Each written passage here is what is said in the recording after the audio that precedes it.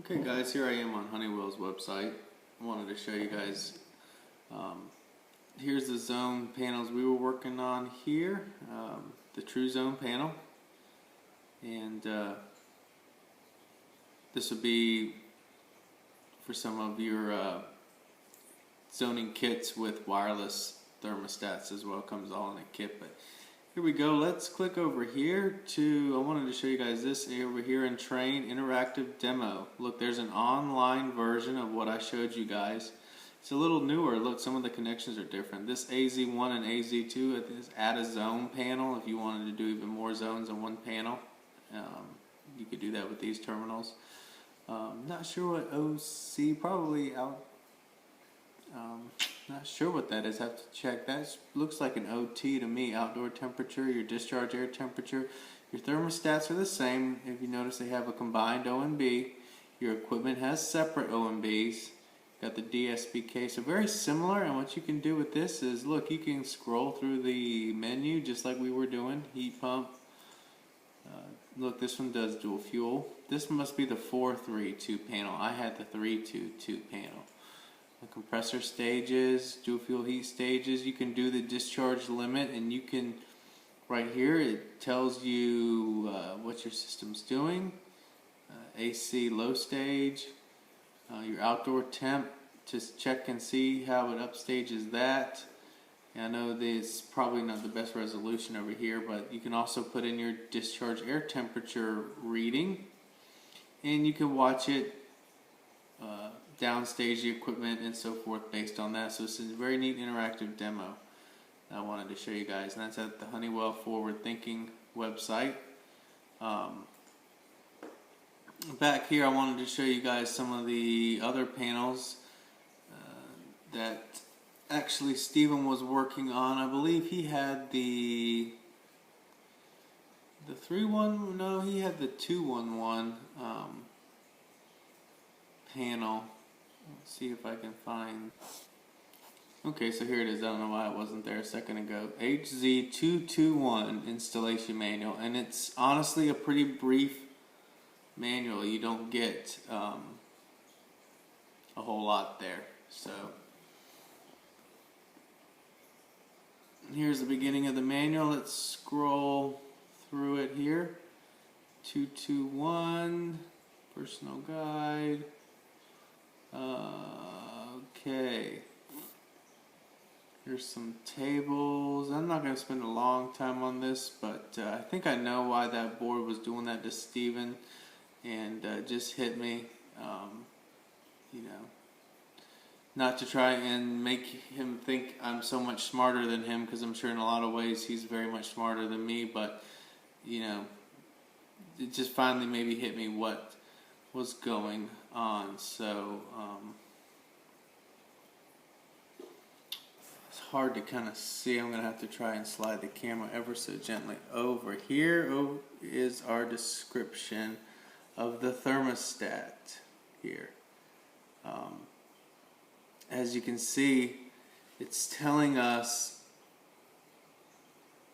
that you can have an O or a B terminal on the Honeywell thermostat, but you better use O to communicate with the board. Okay, so the board is going to look for an O, which is telling me that they want to see it energized in cooling, to tell the board, do I need a heat call or do I need a cooling call? So even if your equipment is a B terminal equipment, you need to use the O signal to the thermostat, to the zone thermostat. Let's go down here to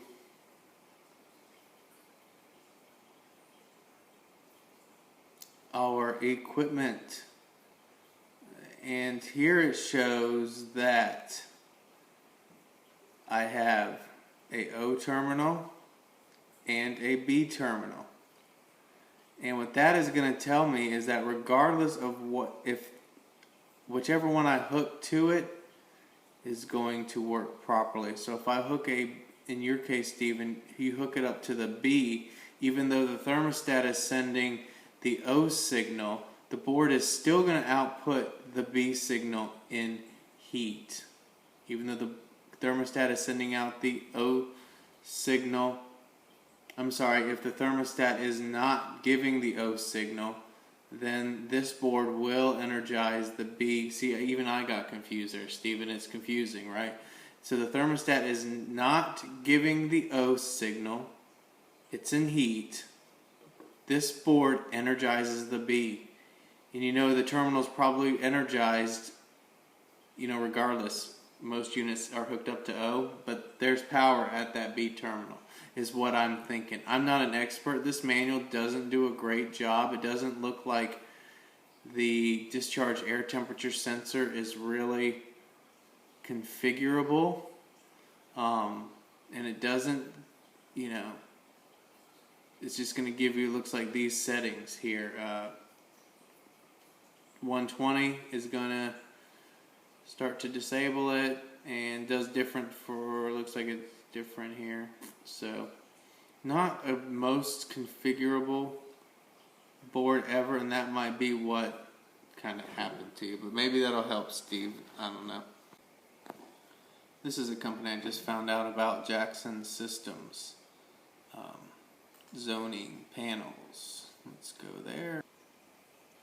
Okay guys, Jackson Systems, controls done right.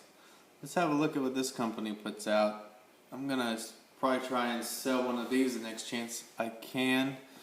Let's look at also, you see they sell the Honeywell as well from this side. So Honeywell makes a good zone product. We are going to look at today this Z600 over here at the end panel. So let's see what they show us here.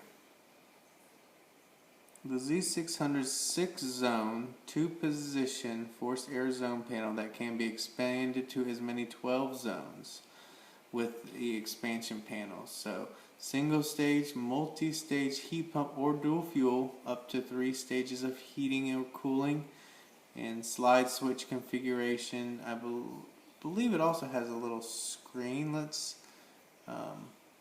check out the features and benefits, the specifications.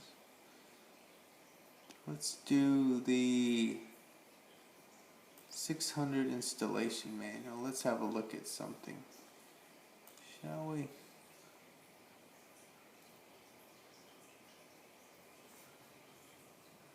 And here we are, 6-zone. As you can read there, it's a light commercial forced air zone system that allows a single HVAC unit to have up to 6 zones. The system can be expanded to as many as 12 by adding a 3-zone. Intuitive firmware allows the panel to be used with single-stage, multi-stage heat pump. Standard heat cool or heat pump thermostats can be used. So again, you may have a conglomeration of thermostats on there. Here's a neat part down here where my cursor is. An adjustable upstage timer allows single-stage thermostats to be used with multi-stage equipment. That's not that great. This is the neat part. Capacity control can also stage equipment based on the number of zones calling. The Z600 comes in attractive, but you can actually program that. And let me scroll down here and show you more on that configuration of it. Here we go, system setup, capacity control settings. This is the neat part to me. The 3 capacity control slide switches have a numerical value of 2, 3, and 4. Just like a variable speed air handler, it'll be on or off, and you can see over here that you can tell it, maybe you have 4 small zones on a large unit and you want to still inhibit second stage even if all 4 small zones are calling. So this is much more configurable than the Honeywell as far as if you had a lot of small zones, this may be the way to go. You can also do it with timer, and you can do it with the temp sensor as well. It says here that it will start to downstage the equipment to prevent oil overheating or freezing. Over here, the capacity and control values, though, you see here 2 and 3 on. You can do all the way up to, unless 5 zones call, it will not do second stage. So you can expand it and even go higher. So this is a pretty neat little system here as far as the board goes to program more how many zones you want to inhibit that second stage. So, and back at the main menu, let me show you this neat damper that will go along with that modulating control panel I just showed you there. And to position and round barometric zone damper. So that's what we want. It's called the BZD. That's what it stands for, a barometric zone damper. You put one of these, this is the zone damper, but it's also the barometric damper. So you see here they make every size you could need. There's a little weight hanging right here. And what that does is when the static, it's preset from the factory for 0.3. When your supply static is above 0.3, all the zones crack slightly. They let the air bleed out, but they don't make the unit recirculate the air. So yes, you may have some slight overcooling in other zones, but it shouldn't be noticeable to the most customers. And I say most because maybe you would have some who wouldn't like this, but it's so much better for their equipment and the efficiency to bleed that air into the living space rather than bleeding that air right back into itself. Just makes no sense to me. So this is a great feature to go along with that capacity control that we just talked about. So even if one zone is calling and it's in low stage, the other zones are going to all slightly bleed to keep that static pressure down. And they say you can adjust this weight if you want to, but it's been factory calibrated and you really shouldn't mess with it. Above 0.3 and it can bleed out slightly, so you can also convert it back to a standard damper. If for some reason you didn't want one zone to be able to bleed, you can kind of cancel this feature out. But I thought I'd show you guys this damper too. It's a neat product. They got a lot of write-up about it.